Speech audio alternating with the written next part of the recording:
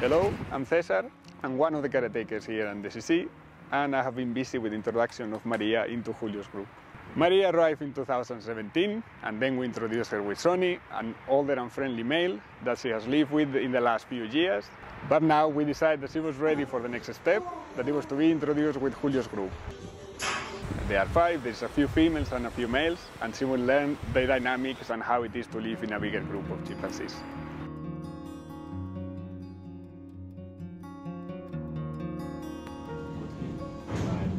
The main ones were Julio first.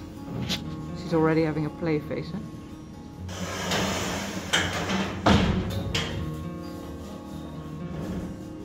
Again, eh? She's the one.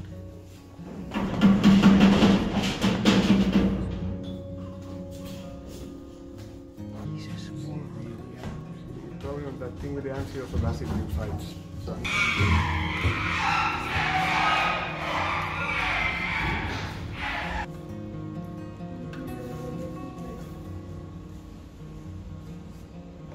Before the introduction, we thought that it was going to be a quite intense experience for her because she has been just with Sonny in the last few years, and before that she was kept by herself.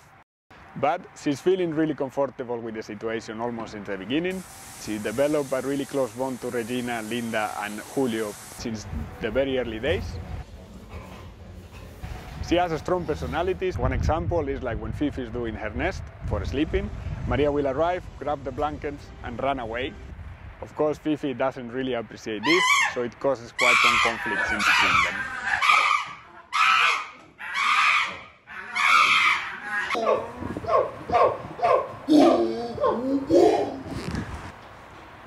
For the moment, the idea is to give time to the group to settle and to give time to Marria to find the new position and her role in the group.